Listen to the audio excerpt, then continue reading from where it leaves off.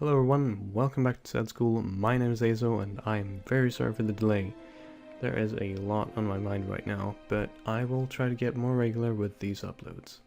In either case, this is Sad School lesson number 9 concerning split pushing.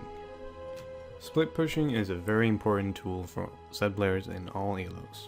The core idea behind it is to force your enemy to either quickly engage 4v5 and force objectives while you are at another lane, or to send someone to try to stop you. If you are fed, this is the best of all worlds, since if they send one person to get you, you can almost always 1v1 them, and if they send more than one person, your team will be in a 4v3 situation, giving your team a strong advantage. Most of the time you will be split pushing top or bot.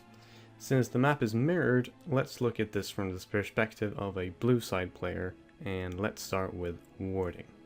When you split top, you will want to have wards at these two locations, depending on how far you pushed. This way your opponent has to take the long way to not be spotted on their way to you. This is if you are pushing the inner and inhibitor turrets.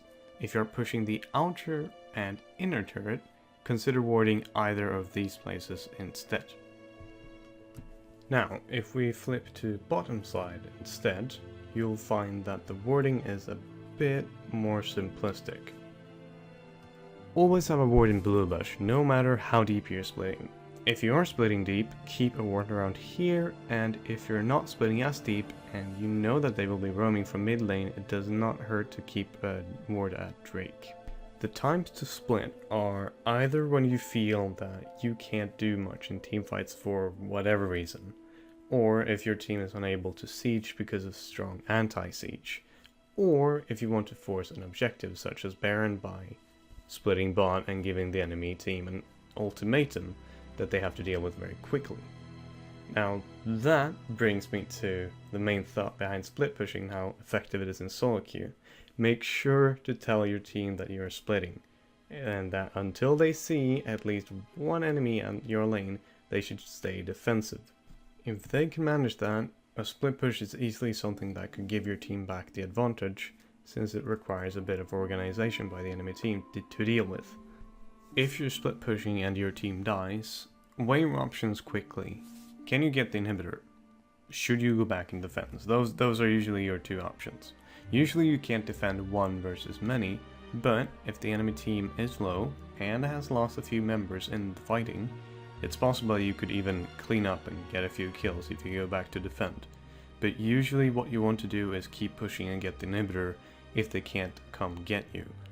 Of course, unless the nexus is threatened, then it doesn't really matter if you get bot inhibitor. Whatever you end up doing, make sure you stick with it. As we all know, hesitation is the seed of defeat. And if you end up recalling too late and not even getting the inhibitor, you're probably going to lose your own inhibitor and not get anything for it. When split pushing specifically as Z, a quick-based build usually works best. And then when you're actually dueling, focus not as much on jumping around and dodging, and more on brute forcing until your enemy is dead and keep auto-attacking. So, to recap, decide if you should split push. Decide if you can split push. Ward appropriately. Make sure that your team is on board with your decision. Stick to your decision. Have a crit item. Don't jump around too much when you're dueling.